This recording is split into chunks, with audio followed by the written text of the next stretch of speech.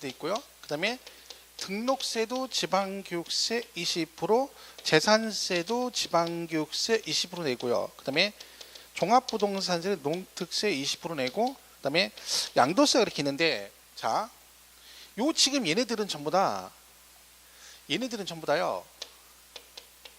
납부세액에 붙는 거예요. 그러니까 내가 낼 세금 있죠. 세금이 만약에 내가 취득세가 1,000만 원이에요. 낼 세금이. 그러면 그 세금에 붙는 거예요. 얘네들 낼 돈에. 근데 양도세는 이제 양도세 농특세가 붙긴 하는데 얘는 감면에 붙어요. 감면. 자, 근데 이거는 뭐 헷갈리니까 지금 설명 안 하고요. 자, 그럼 보세요. 그러면 지금 비율이 얘는 10%죠. 이건 법으로 정한 거예요. 정해놨는데 취득세 붙는 농특세만 10%를 내고 나머지 비율은 다 20%예요. 그러니까 이건 제가 뭐라겠어요. 이거 외울 때 취득세 붙는 농특세만 10%고 나머지는 다 몇 프로다? 20% 이렇게 외우시면 돼요. 일단 그건 기억하시면 되는데 이 부가세가 어떻게 보는 거냐면 예를 들면 내가 만약에 돈을 1억을 빌렸어요. 근데 은행에서 그러면 은행에 돈을 빌리면 은행은 여기다 저당권 설정할 거 아니에요. 그리고 은행은 등록세를 내야 되죠. 그때 세금 계산 어떻게 하냐면 내가 빌린 돈이 얼마예요? 1억. 은행에서 1억을 빌려준 거죠. 그럼 등록세가요. 계산 이렇게 해요. 채권 금액 1억이죠. 그럼 여기다가 0.2%를 곱해요. 등록세가 0.2%예요. 저당권 설정 등이 할 때는. 그럼 1억이 얼마예요?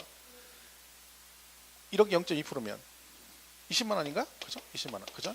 이렇게 되잖아요. 요게 등록세 이게 낼 돈이에요. 여기다가 뭘 낸다는 거예요? 지방교육세 20% 부과. 그럼 이게 뭐예요? 납부세액인 거죠.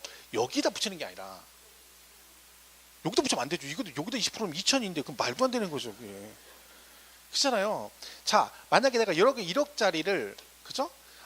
만약에 취득세는 약간 복잡해. 얘는 취득세는 부가세 계산하기 좀 달라요. 왜냐면 이 취득세가 통폐합이 됐다 보니까 좀 복잡해져. 이건 지금 설명 엄청 어지러워요. 이게 약간 섞인 거라서. 그러니까 이렇게 이해하면 돼. 단순하게 얘네들이 전부 다 내가 낼 세금에 되는 거지 그 취득한 부동산 가격에다 내면 세금으로 주구라는 얘기잖아요. 그럼 말도 안 되는 얘기죠.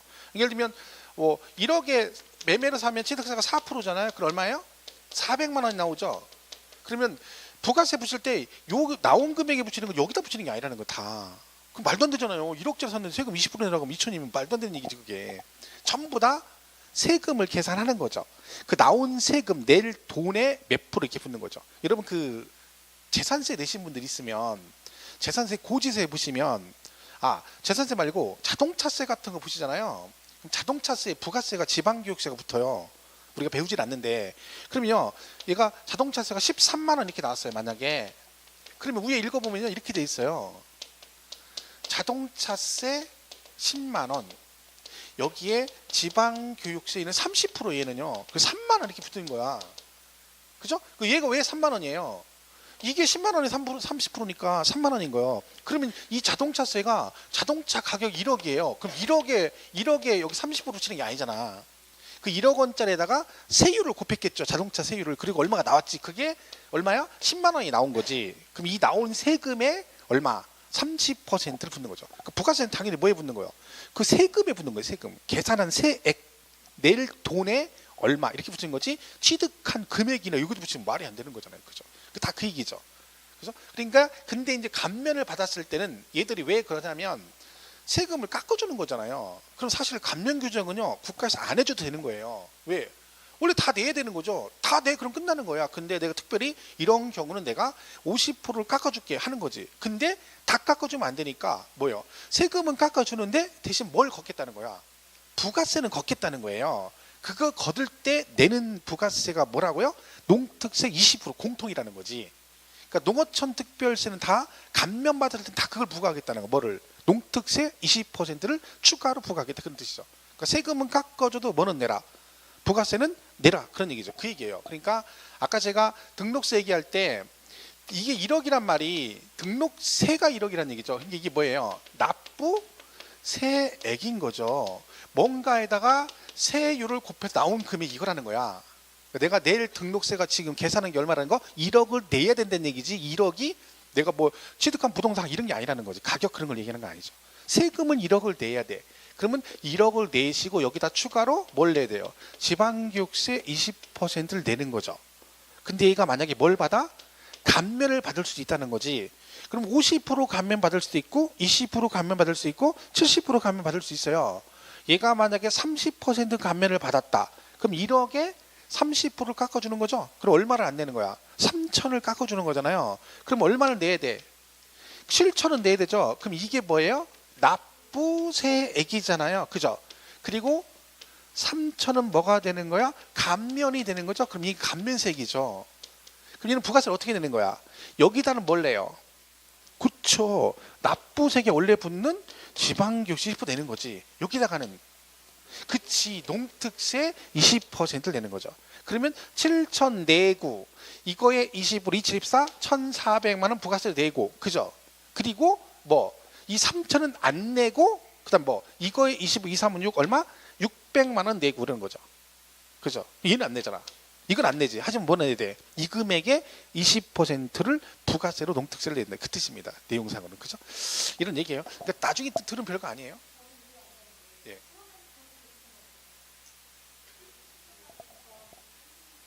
어디가 똑같아요?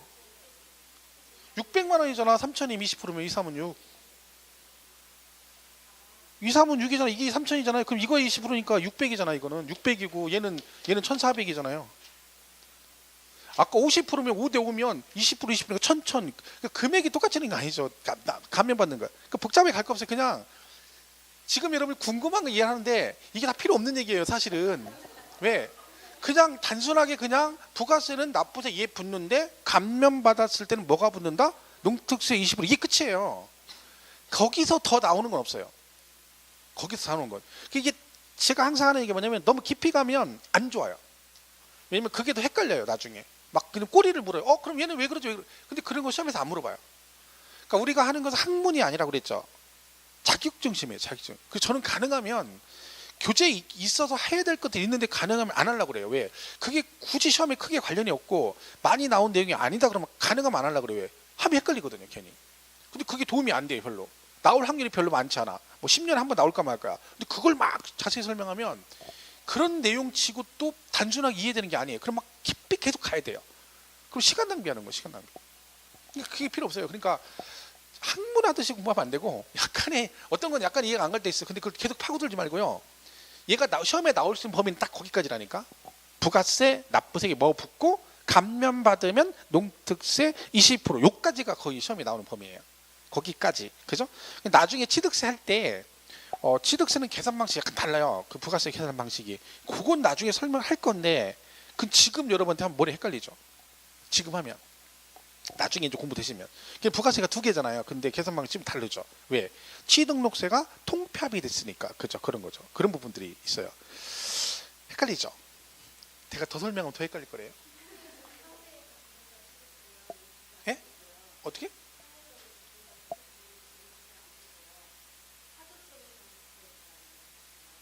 그런 게 어디 있어요? 그거는 이런 게 있어요. 취득세 낼 때 농특세가 비과세가 되는 경우가 있어요. 전용 면적 85 이하짜리. 국민주택 규모 이하일 때는 그 주택을 취득하면 농어촌 특별세 비과세를 해줘요. 85 전용 면적 85제곱미터 33평 정도 되나요? 그죠? 그러니까 25점 전용 면적은 85제곱미터 이하니까 그 경우만. 그런 경우는 농특세 비과세 규정이 있어요. 근데 그게 있는데 내가 그걸 설명을 안 하죠. 왜? 그거 할 필요 없어요. 부가세 우리 시험 볼 때는 그런 거 안 물어보거든요. 근데 실무는 지금 말씀하시는 게 맞아요. 왜냐면 그쪽은 규모가 작아서 85 이하짜리니까 농특세를 안 내는 거죠. 지방교육세만 내고 안 돼요. 그러면 세율이 틀려요. 비율이. 그러니까 예를 들면 뭐 이게 부가세 포함하면 뭐 주택 같은 경우는 또 세율이 1%, 2%, 3% 이렇게 돼 있거든요. 그럼 뭐 얘가 뭐 국민주택 규모 이하다 그러면 1.1% 부가세 포함해서 아니면 1.3% 이렇게 틀려요. 1.1%, 1.3%다 틀리거든요. 그게 부가세 때문에 그런 거죠. 그 부가세가 엄청 복잡한 거죠. 그러니까 내용상으로. 그죠? 그러니까 지금 말씀하신 건 이제 그런 케이스예요. 비과세가 되는 경우가 있다. 근데 시험에서는 거기까지는 안 물어보죠. 그냥 단순하게 취득세는 부가세가 뭐가 붙니? 농특세 10%, 지방교육세 20%가 붙는다. 이렇게 가는 거죠. 그런 내용이에요.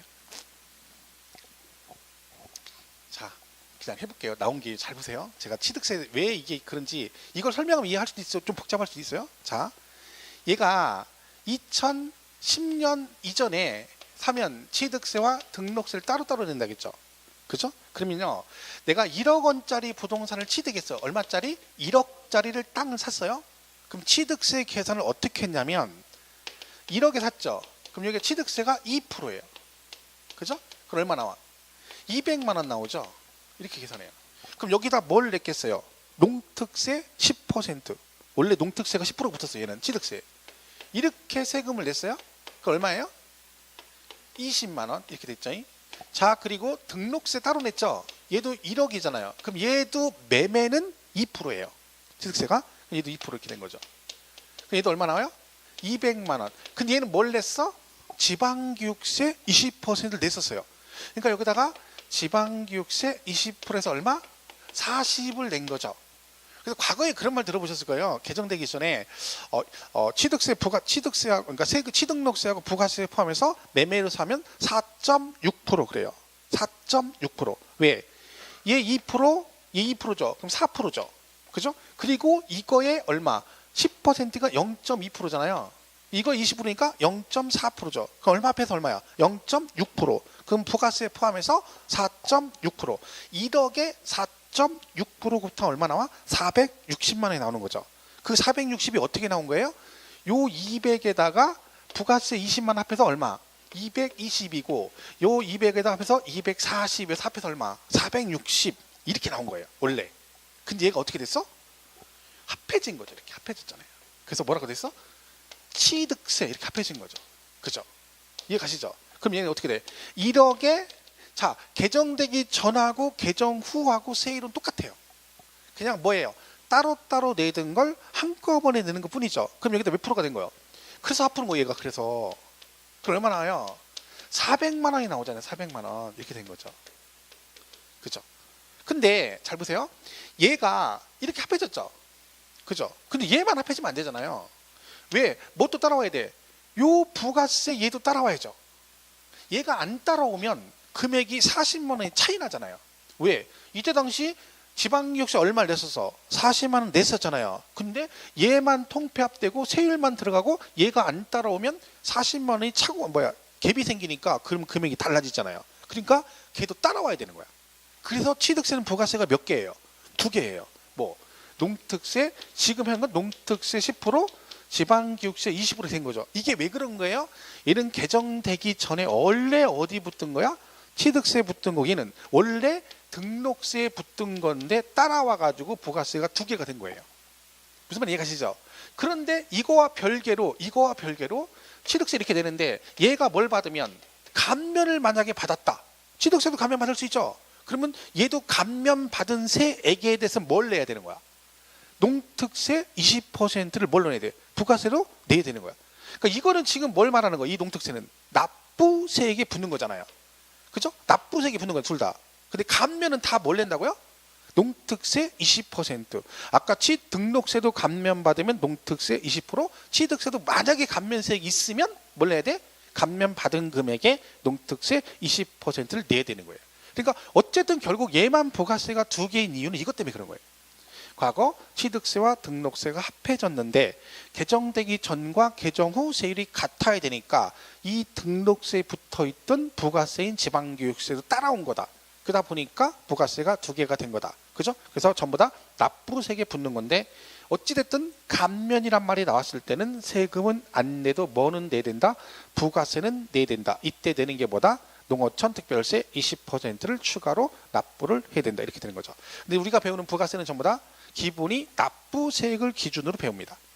일단 내는, 왜냐하면 감면 규정이 다 있는 건 아니잖아요. 그죠? 그러니까 우리가 말하는 취득세 얘 2개 붙고 등록세 지방교육세 20% 붙고 재산세 20% 붙고 이건 다 뭐예요? 납부세액을 말하는 거죠.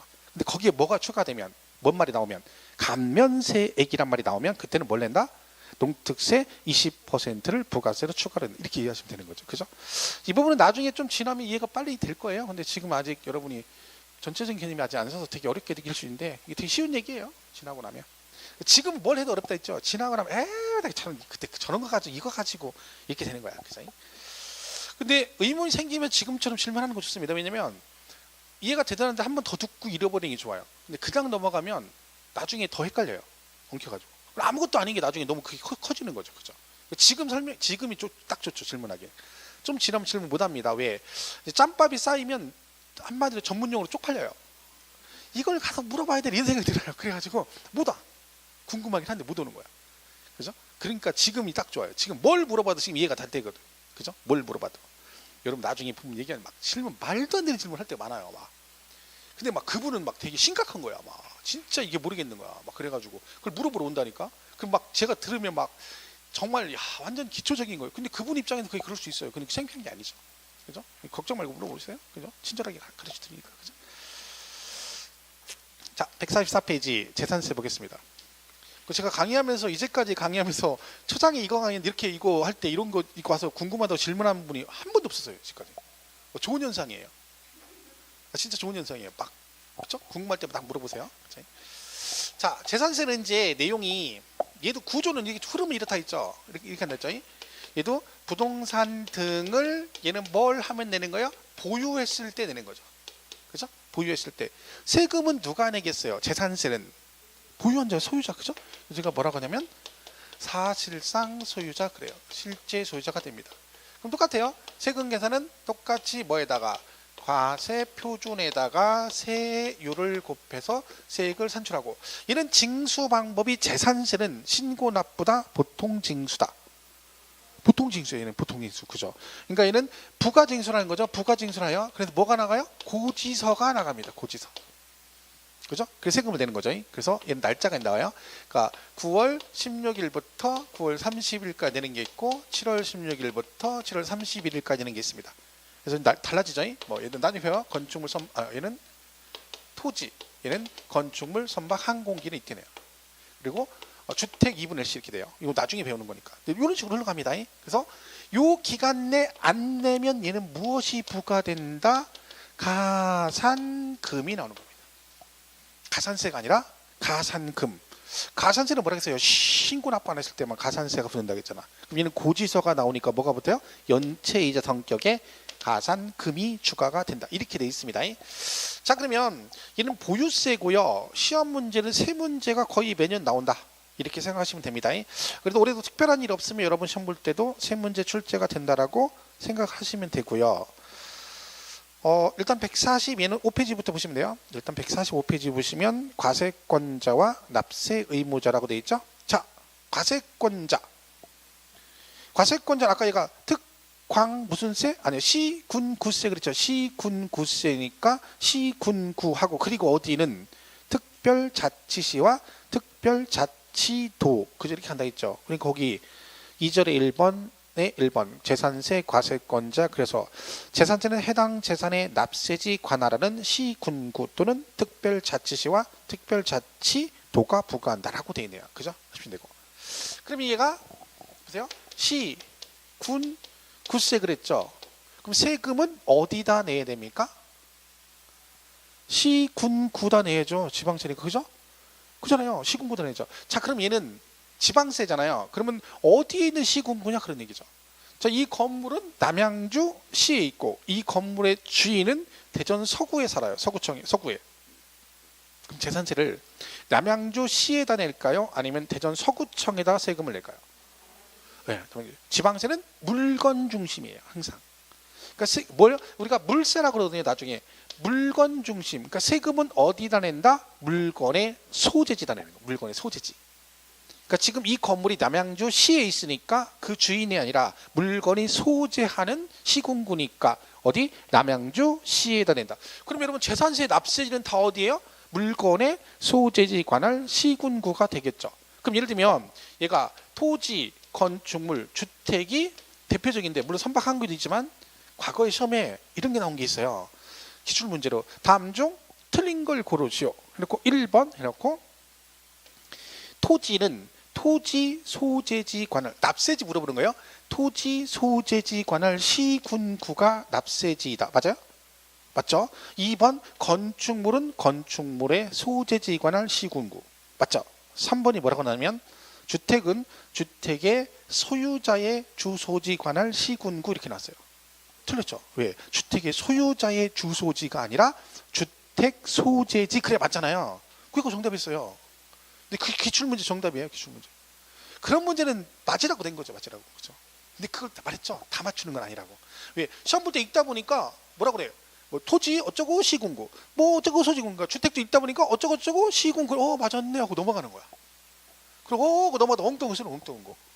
그래가지고 틀리고 나서 뭐라 그래? 끝나고 이게 뭐야? 틀렸다는 얘기죠. 문제를 보자마자 그래야 되는 거야. 아는 뭐야? 안다는 얘기죠. 근데 딱 보자마자 이거 뭐야? 모른다는 얘기죠. 잘 봐야 돼. 이런 거 나온다니. 이런 게 많이 나와 여기저기.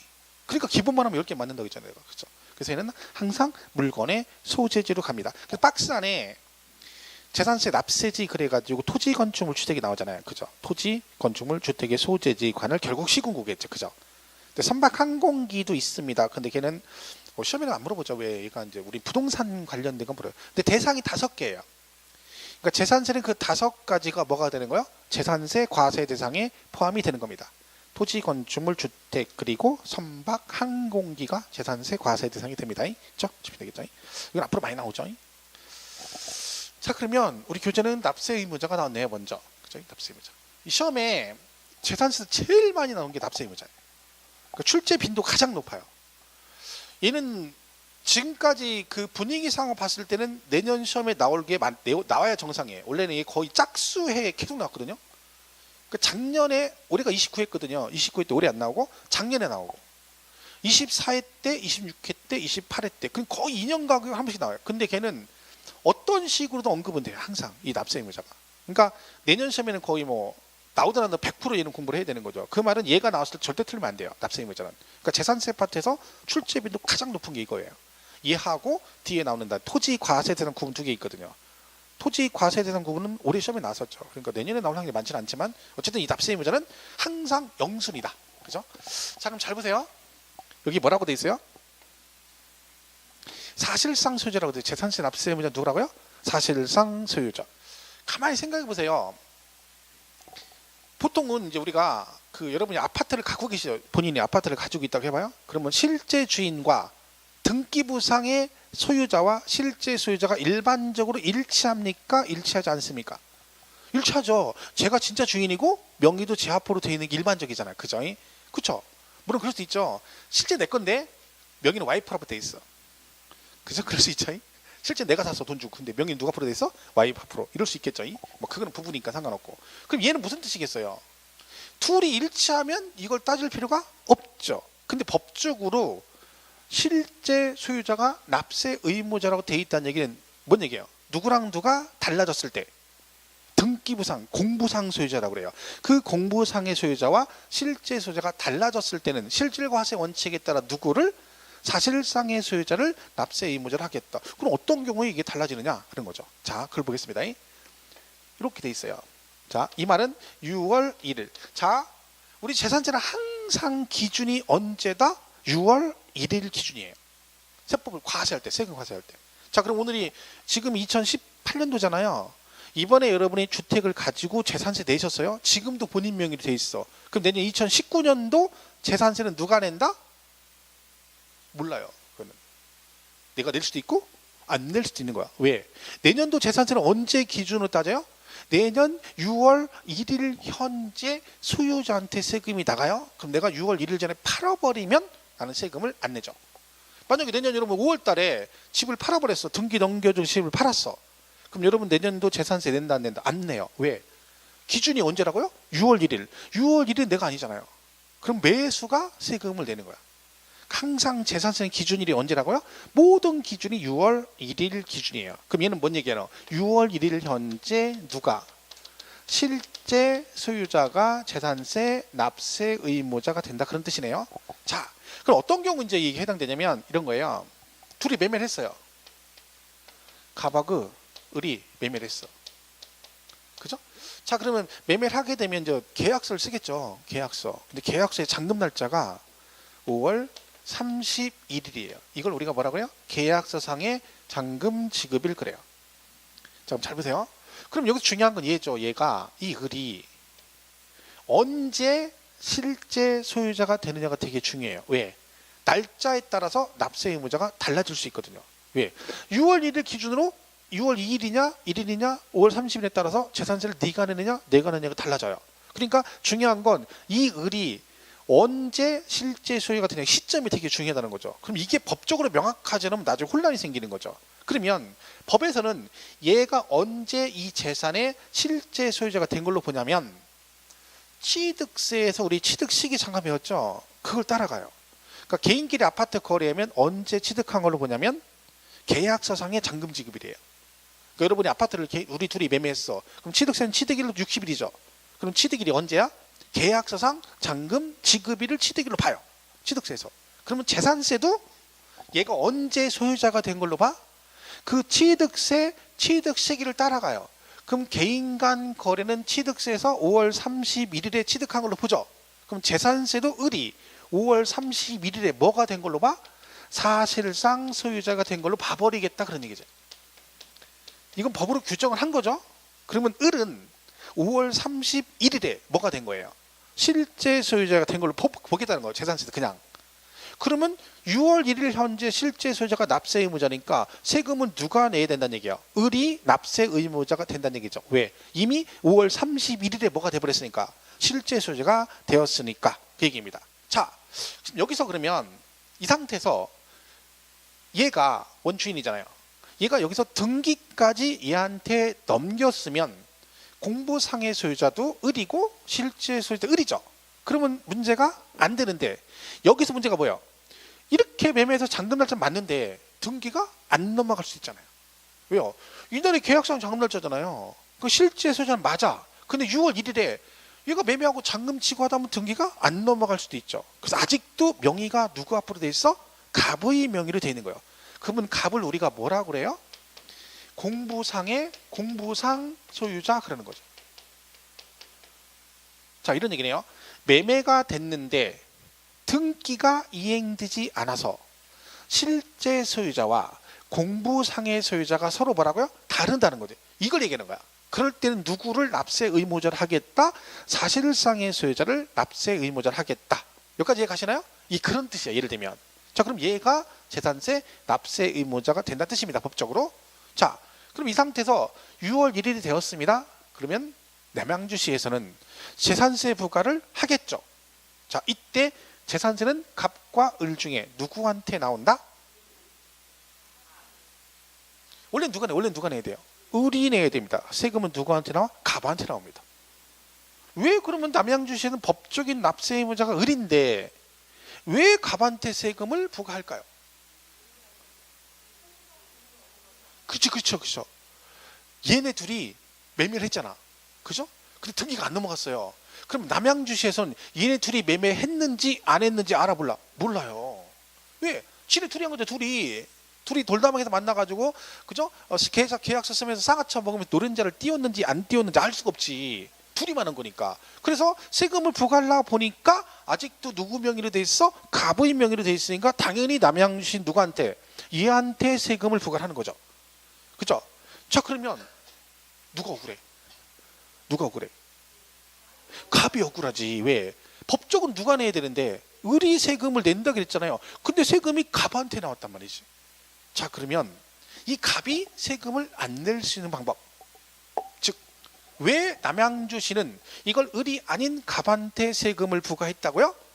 이 사실을 모르기 때문에겠죠. 그럼 이거는 반대로 얘기하면 남양주시에서 이 사실을 알면 법 기준에 따라 누구한테 세금을 부과해야 된다? 을한테 세금을 부과하는 거죠. 결론은 뭐야? 남양주시에서 이 사실을 알도록 하면 되죠. 그죠? 그럼 가서 뭐라 하면 돼? 이렇게 매매에서 변동사유가 생겼다고 신고를 해주면 됩니다. 이때 신고는 갑, 을 중에 누가 할까요? 그쵸? 아쉬운 놈이 하는 거야. 아쉬운 놈이. 여기서 아쉬운 사람 누구요? 갑이에요. 을은 하나도 아쉬울 게 없어. 왜? 어차피 법대로 하면 자기가 내야 되는데 이걸 모르면 자기는 안 내도 되니까 얘는 숨도 안 쉬고 가만히 있는 겁니다. 어차피 난 안 내니까. 그럼 얘는 도대체 언제까지 숨을 안 쉬고 있어야 되는 거요? 세금 안 내려고 숨만 쉬다가 가는 수가 있어요. 그죠? 그래서 얘가 신고를 하는데 날짜가 정해져 있습니다. 자, 우리 재산세는 날짜가 거의 5일 아니면 10일이에요. 둘 중에 하나. 5일 이내 아니면 10일 이내 이렇게 돼 있어요. 자, 이거는 이렇게 이해하시면 돼요. 과세권자가 있어요. 즉 시공고겠죠. 그죠? 그리고 납세 의무자가 있어요. 우리, 그죠? 이렇게 있어요. 우리가 있어요. 자, 그러면 이제 일을 하다 보면 이런 경우 있잖아요. 얘네들이 우리한테 뭘 보내고 통지하는 경우도 있고, 거꾸로 우리가 얘네들한테 가서 여러분이 남양주시에 가서 뭐 신고도 하고 신청도 하고 하는 것들 있죠. 그 두 가지 이제 서로 그 방향이 있잖아요. 자, 얘네들이 우리한테 뭘 보내고 통지하는 건 5일. 우리가 거꾸로 가서 하는 건 며칠? 10일이에요. 날짜가. 그죠? 그러니까 여러분이 남양주 시청에다 뭘 하고 막 접수하고 제출하고 뭘 하고 신고해야 돼. 다 며칠 안에 해야 돼? 10일 안에. 거꾸로 걔네들이 우리한테 뭘 보내고 통지하는 건 며칠? 5일 안에 하도록 되어 있습니다. 자, 갑이 소유권 변동 사실을 신고를 해야 되죠? 자, 얘는 신고는 며칠 안에 해야 될까요? 10일 안에 해야 돼요. 왜? 우리가 가서 신고하는 거잖아. 그죠? 그래서 며칠 안에? 10일 안에 변동 사실을 신고합니다. 그래서 10일 안에 신고하면 실제 소유자는 을한테 나가고, 만약에 신고를 안 하게 되면 그때는 누가 낸다? 갑이 세금을 내야 됩니다. 왜? 신고를 언제 해야 된다고요? 10일 안에 신고를 하도록 돼 있다. 이런 얘기죠. 이게 신고를 10일 안에 하는 거야. 그죠? 그래서 우리가 하는 건 10일, 걔네가 하는 건 5일. 자, 예를 한번 들어볼게요. 재산세는 고지서가 나옵니다. 그죠? 아까 제 고지서 나온다 했죠? 그럼 이 고지서는 미리 보내야 되죠? 자, 고지서는 납기 개시. 여기서 납기 개시는 이날이고, 7월 달은 납기 개시일이 언제야? 7월 16일이 시작한 날이죠. 그럼 얘는 납기 개시 몇 일 전까지 고지서를 발부를 해야 될까요? 고지서는 누가 누구한테 보내? 우리가 보내는 거 아니죠? 남양주시에서 우리한테 보내는 거잖아. 그 며칠? 5일. 그러니까 고지서는 납기 개시 5일 전에 발부한다. 이렇게 되는 거야. 그러니까 모든 고지서는 5일 전에 나와. 5일 전에 보내요. 그러니까 5일 전에 보내야 산 넣고 물 건너 바다 건너 우리 집 가는데 2박 3일 걸리고, 받고 오니까 한 이틀 있다 세금을 내면 된다. 이래야 되는 거지. 근데 만약에 10일 전에 보내버리면, 받고 나서도 아직도 일주일이 남았어요. 보내려면, 그럼 고지서 잃어버릴까 봐 어디다 잘 뒀더니 너무 잘 둬서 본인도 어디다 뒀나 모르죠. 이런 현상이 일어납니다. 그죠? 그러니까 5일 전에 발부하도록 돼 있다. 그런 거죠. 자, 이걸 예를 들어볼게. 또 물납이라는 걸 나중에 배워요. 아직 안 배웠는데, 자, 물납은 물건으로 세금을 내는 거예요. 그러니까 물건을 받으니까 무조건 안 해줘요. 자, 물납은 여러분이 신청을 하셔야 돼. 자, 물납 신청은 납부기한 몇 일 전까지 신청을 해야 될까요? 10일. 우리가 신청하는 거죠. 10일 전까지 신청하면 걔들이 신청을 받아서 허가 불허가 여부를 결정해서 우리한테 통지를 해줍니다. 며칠 안에 해줘? 5일 안에 해줍니다. 자, 통지 받았는데 불허가 통지가 났습니다. 야, 이건 안 돼. 이 부동산은 하자가 해서 안 돼. 그러면 다른 걸로 바꿔서 변경 신청을 할 수 있습니다. 변경 신청은 며칠 안에 할까요? 10일. 별거 없죠. 날짜 그런 식으로 하면 돼요. 재산세는 5일, 10일은. 그러니까 얘도 우리가 하는 거는 며칠? 12일 안에 신고한다. 이렇게 되는 거지. 10일 안에. 그렇죠? 10일 안에. 이렇게 되는 건 10일 안에 신고하면 된다. 그렇죠? 그래서 자, 근데 이게 나오잖아요. 그러면 문제는 뭐예요? 10일 내었어. 이거 안 틀릴 것 같죠? 나무도 틀립니다. 왜? 10일 내었어. 우리가 하는 10일 시험 문제 나왔어. 근데 10일인데 틀렸대. 그렇게 나온다. 틀렸대. 왜? 그러니까 옆에 짝꿍한테 물어본다 했죠? 짝꿍이 뭐라 그래요? 이거 10일 아니야? 그것도 희한하다는 거예요. 희한하대. 분명 10일이 맞대. 자기도. 근데 답이 틀린 거야. 그 둘이 이제 계속 보니까 희한하다가 책을 찾아봤더니 며칠 돼 있어? 10일. 진짜 희한하다는 거, 둘 다. 그 둘이 손 붙잡고 오는 거지, 저한테 와서. 혼자는 못 오니까. 그죠? 손 붙잡고. 선생님, 이거 법이 10일인데 왜 틀렸을까요? 언제로부터 10일? 그쵸. 이날로부터 10일이에요. 이걸 우리가 뭐라고 하냐면 과세 기준일 그래요. 그러니까 소유권 변동 사유가 발생하면 과세 기준일로부터 10일 안에 신고한다라고 돼 있는데, 이걸 뭐라고 해? 납기 개시일로부터 10일, 사유 발생일로부터 10일 이렇게 돼요. 그러면 걔는 죽어도 안 보이고 뭐만 보여? 내 눈에 누가만 보여? 10일, 너만 보여. 이렇게 돼요. 얘만 보이는 거예요. 그러니까 이거 한번 꽂히면요, 여러분 이거 10번을 읽어도 앞에 건 절대 안 보입니다. 걔는 무조건 맞았다고 인식을 해버렸기 때문에 100번을 읽어도 걔는 틀리다고 생각을 못하는 거야. 나는 뭐만 지금 이런 거야. 숫자만 가지고 계속 하는 거야. 야, 우리가 하는 건 10일인 거 맞고 걔네가 하는 5일, 우리가 하는 10일 맞지 그러는 거. 다 10일 그러는 거죠. 그 나중에 봤더니 어디가 틀려서? 여기가 틀린 거야. 그래서 훅 하는 거예요. 훅 하는 거. 그래서 우리가 문제 풀 때 아는 거하고 내가 안다고 느끼는 거하고 문제 푸는 건 다릅니다. 풀어보면 막상 풀어보면 엉뚱한 틀린 거지. 왜? 어디가 틀렸는지를 몰라요. 그건 왜 그래? 훈련이 안 돼서. 그건 나중에 연습하면 되는 거야. 근데 이걸 언제 알 수 있어? 내가 이걸 제대로 공부하는지는 문제를 풀어서 틀려보면 알아요. 그러니까 뭔가가 안 보인다는 얘기는 평상시 공부할 때 걔는 집중을 안 했다는 얘기죠. 대충 보고, 여러분 생각해 보세요. 이거 공부할 때 여러분 만약에 공부하면 이 과세 기준이라고 10이라고 어느 걸 더 열심히 볼 것 같아? 당연합니다. 사람 심리가 숫자를 많이 봐요. 그러면 과세 기준 한 번 읽고 10일 한 10번 읽죠. 야, 과세 기준도 11 얘가 우리가 하는 건 11, 걔네가 하는 5일 11 이러는 거야. 그럼 얘는 10번 읽고 얘는 한 번 읽었어. 그럼 뭐가 먼저 보여? 당연히 10번이 읽은 게 먼저 보이지. 사람 심리가. 그래서 틀리는 거야. 그거를 우리가 공부할 때는 모른다는 거지. 문제를 풀어봐야 합니다. 그래서 그건 나중에 자꾸자꾸 풀면 안 틀려요. 어쨌든 날짜는 우리가 하는 건 10일이고 걔네가 하는 며칠? 5일 안에 한다. 그래서 요 날로부터 10일 안에 신고하면 실제 소유자, 안 하면 공보상 소유자가 세금을 내야 된다. 자, 그럼 얘 있죠. 얘 실제 소유자라고 돼 있잖아요. 얘는 언제 기준이라고 했어요? 6월 1일 현재 실제 소유자가 재산세 납세 의무자가 됩니다. 그렇죠? 왜? 언제 기준이라고요? 6월 1일. 그걸 뭐라고 한다고요? 과세 기준일. 그러면 매매를 하다 보면 이날 할 수 있죠. 이렇게 둘이 매매했어. 근데 계약세 잔금 날짜 6월 1일이에요. 계약서를 쓰다 보면 이렇게 쓸 수도 있잖아요. 자, 이때 그러면 재산세 납세는 누굴까요? 갑을 중에. 뭐 둘 중에 하나겠죠. 병만 얘기 안 하면 돼요. 병은 없으니까. 누구? 자, 일단 이렇게 따지는 거죠. 배운 대로 을이 일단 어느 시점에 실제 소유자가 되느냐를 따져야 되잖아요. 그럼 얘가 계약세 잔금 날짜가 언제야? 6월 1일이네요. 그럼 을은 6월 1일에 뭐가 된 거야? 사실상 소유자가 됐다는 얘기네요. 그쵸? 자, 그러면 여기 뭐라고 돼 있어요? 재산세 납세는 누구라고요?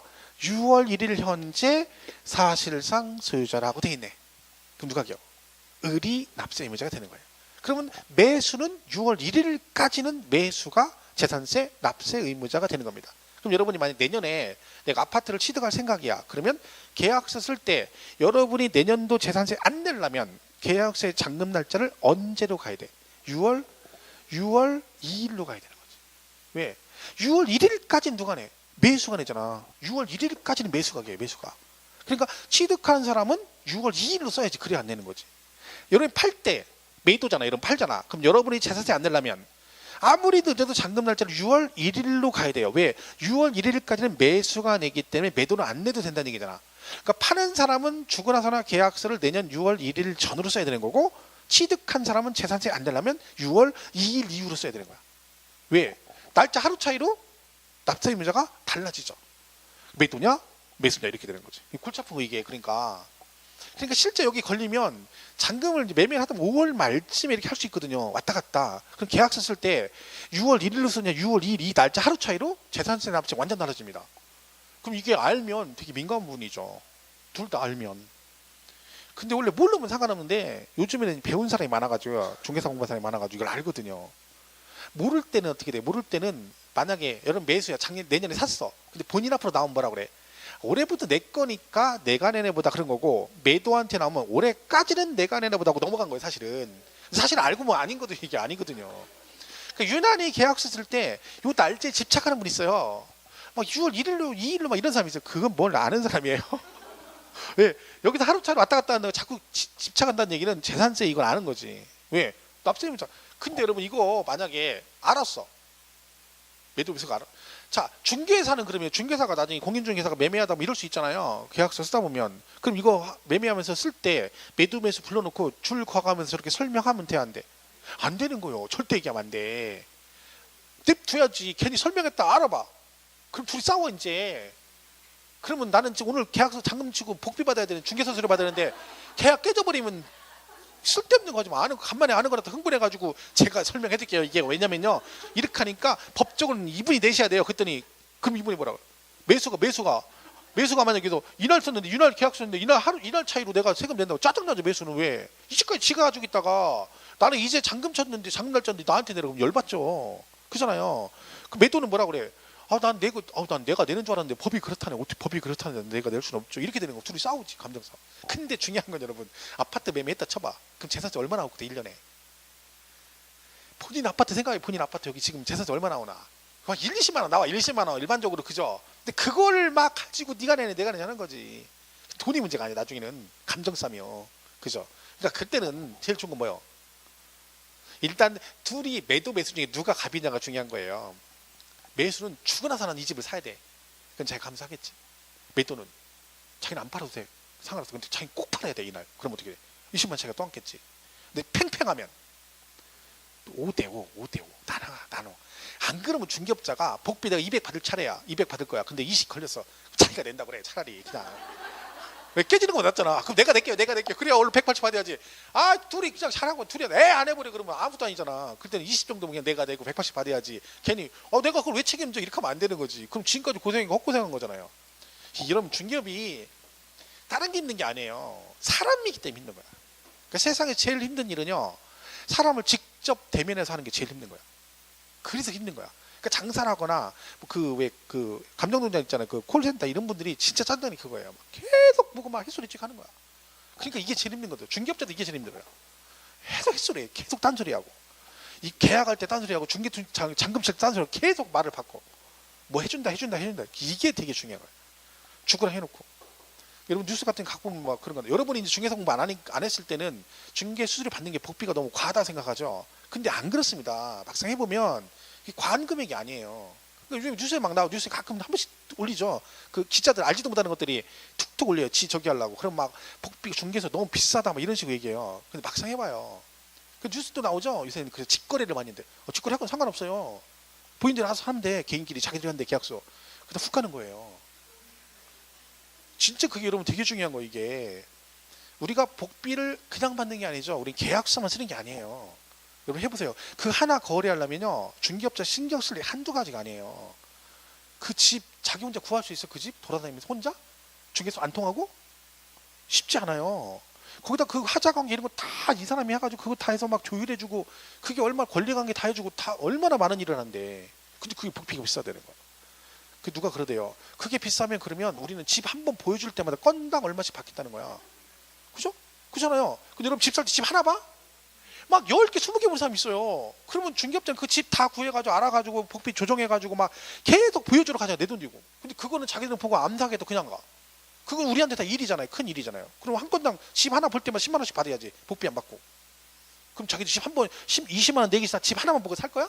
아니거든. 몇 개 볼 거 아니야. 볼 때마다 5개 봤어? 50만 원 줘. 이렇게 하면 되지, 우리도. 그게 말도 안 되는 얘기죠. 당사자가 아닐 때는 이렇게 생각하는 거야. 근데 막상 이제 이걸 해보면 그 욕한다니까. 지금은 여러분 중개업자를 욕해요. 근데 본인이 공부를 해보면 그 욕하는 사람을 욕해. 네가 와서 해봐. 그렇게 되는 거예요. 그게 사람 심리가. 근데 여러분은 아직까지는 복비 받는 사람 중개사를 욕하죠. 아직까지는. 왜? 이제 다리 이만큼 걸쳤기 때문에 그런 거야. 좀 더 지나야 돼. 언제 본인이 중개사가 좀 위대하게 보이냐면, 공부할 자세가 되냐면, 이렇게 지나가면 공인중개사 사무실이 있어요. 근데 공인중개사 대표 누구 써 있어. 그 앞에 지나갈 때 지금은 이러고 지나가잖아. 근데 좀 있으면 지나가기 전에 약간 주머니 손 넣고 빼고 약간 겸손한 마음으로 이렇게 살짝 지나갈 때 있어. 왜? 해보니까 저거 장난 아니거든. 요때가 이제 자세가 되는 거야. 그때부터 계속 끈들거리고 이러고 아직도 자세가 안 된 거야. 몸의 자세가. 그죠? 그렇잖아요. 이게 1년에 그 따는 게 쉽지 않은데, 그게 그렇다니까. 그죠? 자, 그래서 이런 거는 설명할 필요가 없습니다. 이건 중개사 의무도 아니에요. 그죠? 자, 정리하면 이런 거죠. 얘가 누가 기라고요? 6월 1일 현재 실제 소유자가 납세 의무자인데, 이건 뭐다?